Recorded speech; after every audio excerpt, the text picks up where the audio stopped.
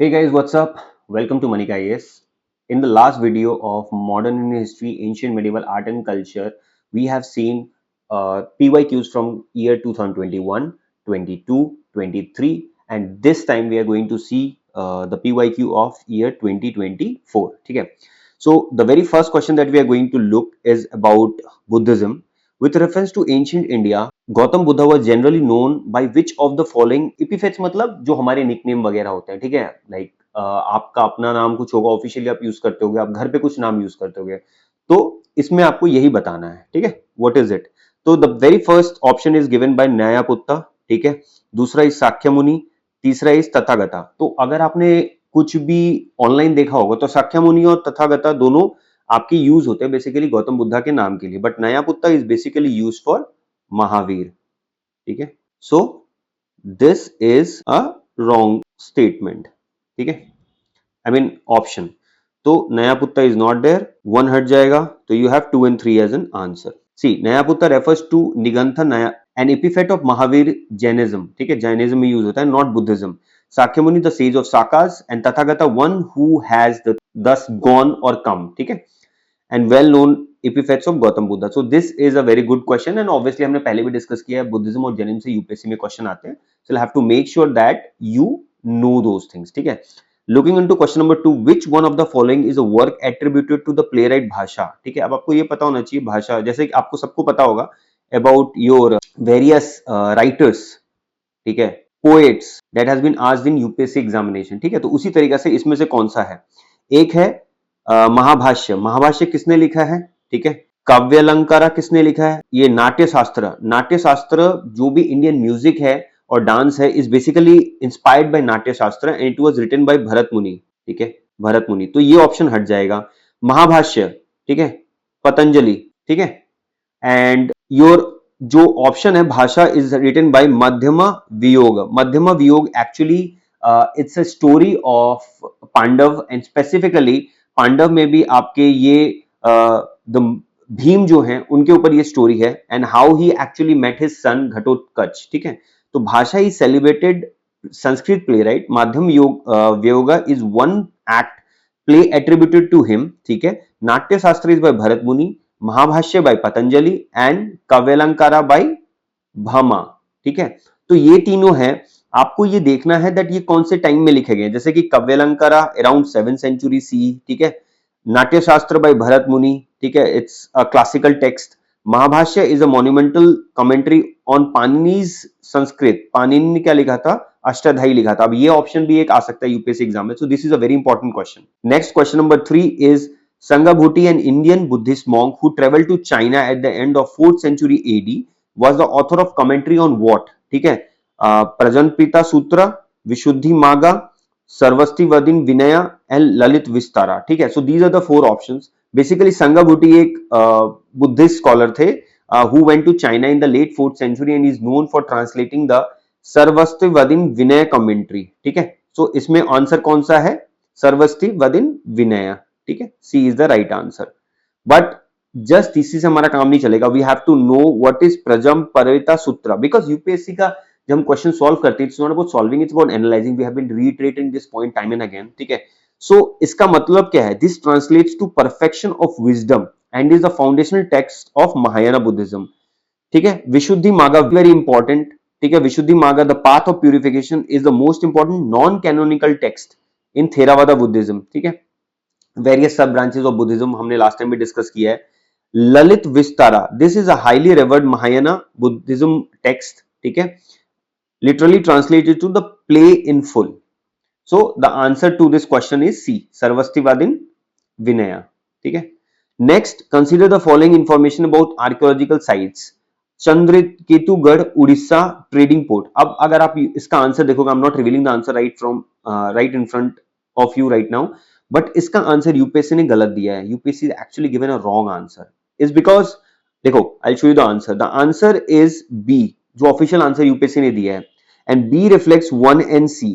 अब 1 पे क्या है आपका, चंद्रकेतुगढ़ उड़ीसा। उड़ीसा है ही नहीं, चंद्रकेतुगढ़ इज इन 24 परगनाज, और अगर आप लोकेशन देखोगे 24 परगनाज का, it's in Bengal, it's in West Bengal, ठीक है। सो इस तरीके से ये गलत है। देन इफ दिस स्टेटमेंट और let's say match the following is wrong, statement 1 is wrong, तो फिर आपका ये आंसर भी नहीं होना चाहिए, ठीक है। तो अगर ये आंसर नहीं है तो कौन सा है? Mangadu Kerala megalithic site, that is the right answer. Inamgaon Maharashtra chalcolithic, this is the right answer. तो 2 एंड 3 वेर राइट, यहाँ पे ऑप्शन में 2 आएगा, ठीक है, जो यूपीएससी ने मिस्टेक कर दिया अपने एंड से। And Sahil Gundam Andhra Pradesh rock cut cave shrine is also wrong. So you have 2 and 3 as answer. I mean the answer should have been that. Chandraketugarh is in West Bengal, जिस अभी हमने बात किया है 24 Parganas. Inamgaon in chalcolithic site Maharashtra, correct, ठीक है। Inamgaon Mangadu in Kerala is known for megalithic urn burials, correct. And Salihundam in Buddhist stupa site, not primarily a rock cut cave, so this is also wrong answer, ठीक है। सो आपको अगर आता है क्वेश्चन, चंद्रकेतुगढ़ के ऊपर 2 बार क्वेश्चन आ चुका है। एंड यहाँ पे एक और मैं बता रहा हूँ, चंद्रकेतुगढ़ से एक और, यहाँ पे चंद्रकेतुगढ़ में टेराकोटा बहुत इमेजेस पाए गए हैं। Terracotta images have been found in Chandraketugarh. And if you see this question is repeated a couple of times in the last 5 years, ठीक है। Which of the following rulers of medieval India gave permission to Portuguese to build a fort at Bhatkal? It was Krishnadev Raya, ठीक है। अब कृष्णदेव राया के साथ साथ आपके Portuguese के साथ इंपॉर्टेंट एक और हो जाता है, you have to know about Sangama, Saluva, Tuluva, Aravidu. ये 4 मेजर डायनेस्टीज हैं। किसके? ये मेजर 4 डायनेस्टीज हैं आपके विजयनगर एम्पायर के। So this is what you have to know. Krishnadev Raya of Vijayanagar Empire granted permission to the Portuguese to construct a fort at Bhatkal in 1510 to secure the supply of horses, ठीक है। अब Yusuf Adil Shah, he was a Bahmani sultanate, ठीक है। इनके साथ तो anti था, तो ये आंसर में आएगा नहीं। Mohammed Shah, he was a ruler of Bahmani sultanate, the Portuguese had not arrived in India, ठीक है। 1463 तक तो पोर्टुगीज आए नहीं थे। Who was the first Portuguese to come to India? It was Vasco da Gama, ठीक है। He was the first one to land on the west coast of India, west coast, basically Calicut आए थे। and he met the Zamorin king, जो हम modern history में पढ़ते भी हैं। even Narasimha Sulava, he was the founder of Sulava dynasty much earlier, late 15th century, and that's why Portuguese तब तक आए नहीं थे। Krishnadev Raya of the Vijayanagar Empire granted permission to the Portuguese to construct a fort at Bhatkal to secure the supply of horses। आपको ये भी पता होना चाहिए that अगर पोर्टुगीज के साथ डील कर रहे हैं तो वो हॉर्स के साथ डील करते थे, जो कृष्णदेव राय हैं, ठीक है। so that is the right answer. Looking into the next question, in fact 2024 में there were a lot of issues with UPSC that they have made wrong. ये वाला question उन्होंने वापस ले लिया। They have kind of not considered this question for qualification. इसका reason क्या है? With reference to revenue collection, Cornwallis consider the following statements. Under the Rayatwari settlement of revenue collection, the peasants were exempted from the revenue payment in case of bad harvest or natural calamities. अब आपको पता होगा Cornwallis is not related to Ryotwari settlement, and that is why this statement is wrong and should not be written, but unfortunately they have made this statement as a part of the question. Under the permanent settlement in Bengal, if the zamindari failed to pay his revenues to the state on or before the fixed date, he would be removed from the zamindari. This statement is correct. So technically अगर UPSC को answer देना होता तो B दे सकते थे, but certainly because question पूछा गया है कॉर्नवालिस से and he was not related to रायतवारी, that's why this question has been revoked. The opening statement, why this question has been revoked? Because in the opening statement it's written with reference to the revenue collection of Cornwallis. This is historically incorrect. Lord Cornwallis only introduced the permanent settlement in 1793. ये important है। Land revenue में आपके तीनों question important है। Land revenue system में कौन कौन से हैं?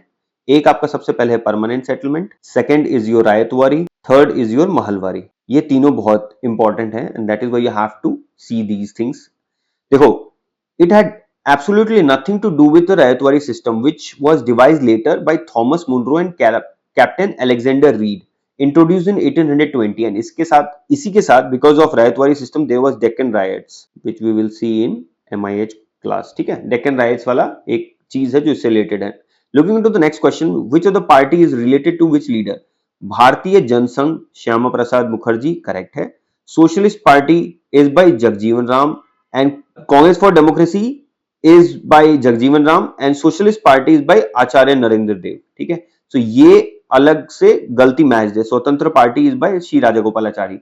Now I'll tell you what, this question is very likelihood because Sri Rajagopalachari was in news because Edward Lutyens, जिनकी figure kind of sculpture is there in your Rashtrapati Bhavan, has been removed and it has been replaced by a sculpture of, or let's say a portrait of Sri Rajagopalachari. तो ये बहुत likelihood है इस बार UPSC में question आ सकता है.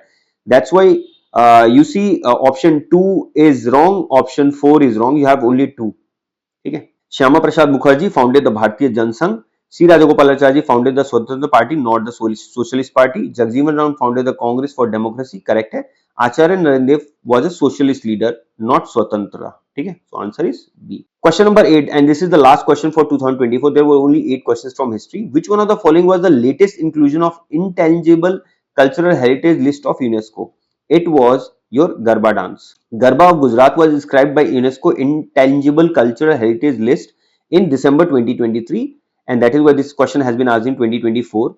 Garba dance was in 2023. The ritualistic and devotional dance performed during the 9 day of Navratri, ठीक है, dedicated to the worship of Lord Shakti, ठीक है, और लेट्स से दुर्गा माँ जिसको कहते हैं. अदर ऑप्शंस, चाउ डांस को 2010 में मिला है, कुंभ मेला को 2017 में मिला है, दुर्गा पूजा को 2021 में मिला है. So these are other sites which has been mentioned. अगर यहाँ पे देखो कुंभ मेला अभी रिसेंटली खत्म हुआ था लास्ट ईयर, ठीक है. So it was in Prayagraj, it was in Haridwar, it was in Nashik, it was in Ujjain. So these are important sites that you have to know अगर कुंभ मेला के ऊपर कोई क्वेश्चन आता है. So I hope this video was helpful. Try to make sure that you revise PYQs before your prelims 2026 because it's very important. यहाँ से बहुत clues निकलते हैं. There are various clues on how do you prepare, what are the topics that you have to revise, what are the various sections that you have to see, and obviously questions भी कई बार repeat हो जाते हैं, options भी repeat हो जाते हैं. That's why PYQ becomes very important. We'll see you in the next video. Thank you so much for watching.